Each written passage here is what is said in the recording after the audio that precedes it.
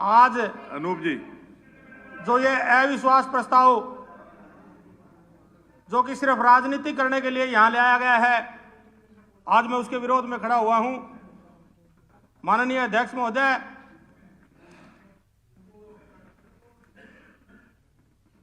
आज जो माननीय हमारे विपक्ष के नेता हैं, उनके द्वारा जो अविश्वास प्रस्ताव लाया गया है, मैं तो सबसे पहले तो उन्हें यह कहूंगा कि वो कम से कम सबसे पहले तो अपनी पार्टी में विश्वास जताने का काम करें, क्योंकि आपके सामने जो उन्होंने प्रस्ताव पेश किया उसमें 27 मेंबर के साइन थे।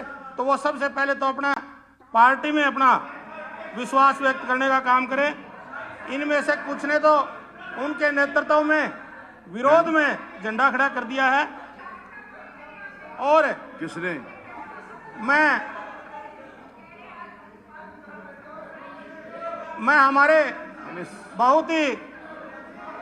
हमारे सीनियर हैं, कोई नहीं। और लगातार मुझे भी उन्होंने 2 बार शपथ दिलवाने का काम किया। बैठ जाओ सीट पर, बैठ जाइए प्लीज, बैठ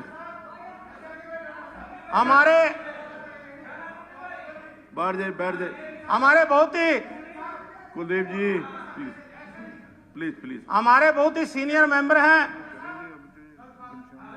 लगातार 2 बार उन्होंने 2 इनकी हैं, 2 इनकी अमरजीत इसके बाद अमरजीत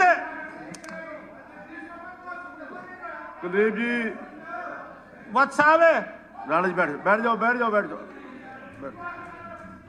हमारे बहुत ही सीनियर मेंबर हैं, जिन्होंने 2 बार मेरे को भी शपथ दिलवाने का काम किया, और हम उनकी इज्जत करते हैं। बुजुर्ग हैं हमारे, और लगातार काफी इस सदन के मेंबर रहे हैं।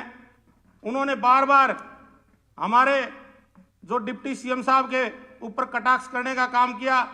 हमारी जो विधायिका श्रीमती नैना चौटाला जी के झांसी की रानी कह करके उन्होंने कहा कि आप भी इसमें समर्थन करें। खून के छिट्टे डिप्टी सीएम साहब की उसमें हैं, ये चौधरी देवीलाल के वंशज हैं।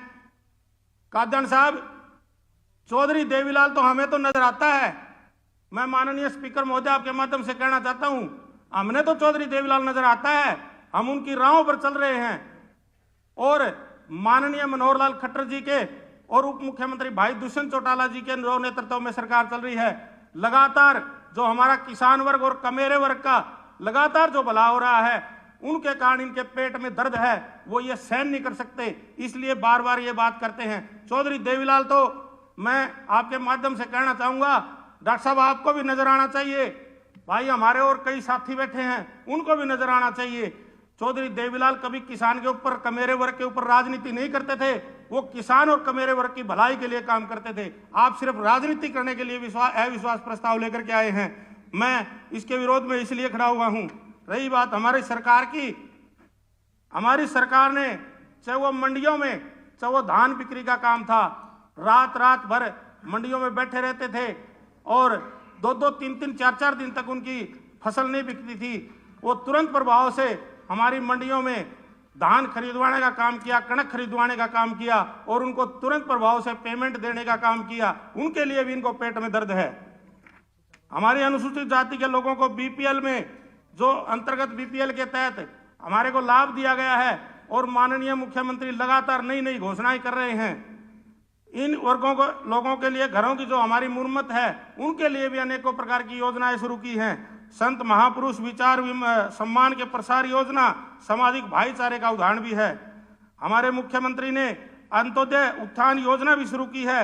निजी क्षेत्र में बार जो हमारा एक 75% का जो आरक्षण दिया गया है, जो हमारे युवाओं का उसमें रोजगार मिलेगा। प्राइवेट सेक्टर में जो आज सरकारी नौकरियां इतनी नहीं मिल सकती, लेकिन प्राइवेट सेक्टर में हमारे लोगों को, जो हमारे युवाओं को रोजगार मिलेगा। 75% जो रोजगार का जो बिल पास किया गया है, उसके लिए भी मैं सरकार का धन्यवाद करता हूं। पंचायत में महिलाओं को 50% आरक्षण दे करके भी हमारी जो सरकार ने जो महिलाओं को मान सम्मान दिया है। और इस सदन में अभी थोड़ी देर पहले बात हो रही थी कि कोई हल चला करके देखो, कोई फसल काट करके देखो, ये बातें सारी आप पे लागू होती है। ये बात तो सभी ने जो इन्होंने कही हैं, ये टोटली के टोटली जो सामने हमारे बैठे हैं उनके ऊपर लागू होती है, और वो चला करके देखे कभी हल। हमने तो मजदूरी की है और मजदूरी करके यहाँ तक पहुंचे, हमें पता किसान मजदूर वर्ग को, कमेरे वर्ग को क्या तकलीफ होती है। यहाँ हमारे सबसे